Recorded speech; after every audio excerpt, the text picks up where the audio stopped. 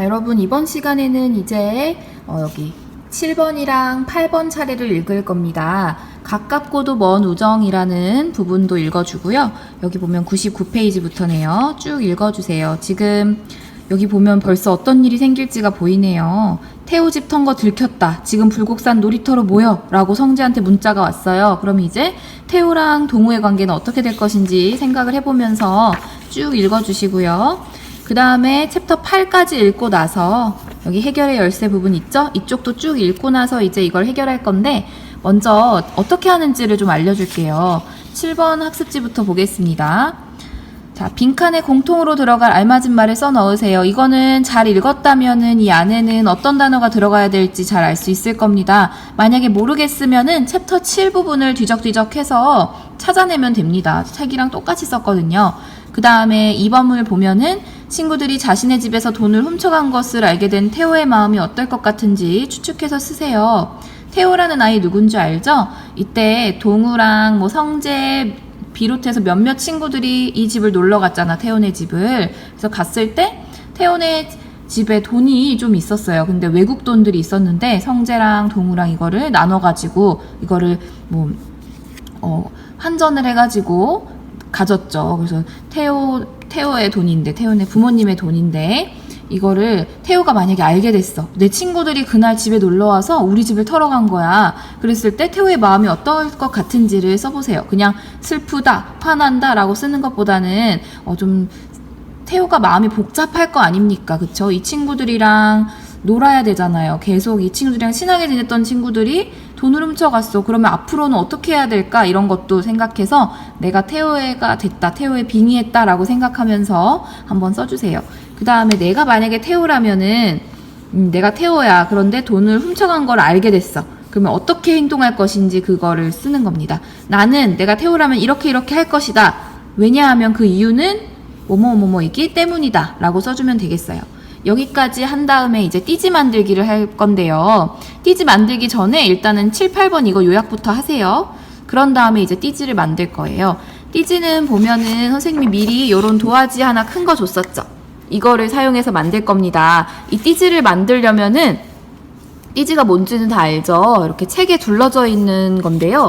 지금 이거는 책을 두르는 게 아니라 거의 삼키는 정도의 크기이기 때문에 반으로 이렇게 가로로 쭉 자른 다음에 시작하면 될 것 같고, 이 책의 둘레를 다 감으려면요, 그래도 길이가 좀 길어야 됩니다. 그래가지고 이거를 이어 붙여가지고 길게 해서 해볼게요. 띠지는 선생님이 대충 견적을 내서 자른 다음에 영상을 또 붙여서 시작하도록 하겠습니다. 자, 이 종이가 너무 크죠? 그래서 선생님이 반으로 접어서 한번 대봤거든요. 반으로 접어서 대봤더니 책이 꽤 거의 많이 가려집니다. 그래서 이렇게 가려질 사람들은 이렇게 해도 되고요. 아니면 선생님은 이렇게도 생각해봤어요. 얘를 한 번 더 접어가지고 이 정도면 띠지가 좀 괜찮지 않을까라는 생각에 이렇게 해서 한번 잘라보도록 하겠습니다. 그러면 총 4조각이 나오겠죠? 근데 2조각 정도의 길이면은, 이어붙인 길이면은 충분히 띠를 두를 수 있을 것 같아서 한번 잘라보겠습니다. 자, 여기 보세요. 선생님이 이거를 아까 전에 잘랐던 거를 2개를 이어 붙였습니다. 이쪽은 풀로 붙였고요. 여기는 떨어지지 않게 테이프로 붙였어요. 이게 안쪽이 되어야 예쁘게 나오겠죠? 그래서 띠지를 한번 대보도록 하겠습니다. 이렇게 돼서 이 띠지가 한번 둘러지면서 조금 남아야 됩니다. 그래야 안으로 들어가서 고정이 되기 때문에 이 정도로 해서 이렇게 접어주는 거예요. 그런 다음에 여기 안으로 해서 이렇게 넣어주면 되겠죠? 그러면 일단은 앞쪽 띠지는 됐고요. 그 다음 뒤로 돌려가지고 여기도 이게 좀 안 보이면 좋은데 여러분은 깔끔하게 예쁘게 붙여보세요. 이렇게 해서 얘를 안으로 넣고 남는 부분은 여기를 이렇게 잘라주면 됩니다. 선생님은 지금은 잠깐 여러분 보여주기 용이니까 이렇게 접어놓을게요. 그래서 얘를 이렇게 띠지를 완성을 하고, 일단 띠지는 됐는데 이대로 하면 너무 밋밋하죠. 이 책을 어떻게 하면 꾸며줄 수 있을까를 잘 생각해보고, 얘를 책을 홍보하는 문구를 써놓는다든지 아니면 이 책에서 가장 좋은 글귀가 있다면 한 문장 정도 여운이 남게 이렇게 써주는 거예요.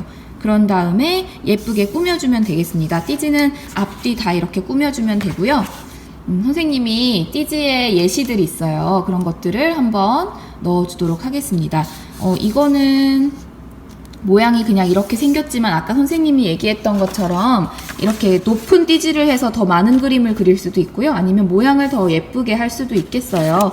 여러분이 편한 대로 하면 되고, 여기다가 색칠을 하고 또 뭐 그림을 그리거나 글씨를 쓰고 할 때는 얘를 빼서 얘를 이렇게 뗀 다음에 뭐 물감을 칠하거나 하면 책이 상하면 안 되니까요. 책은 잠깐 빼놓고 얘를 뺀 다음에 해주면 좋겠습니다.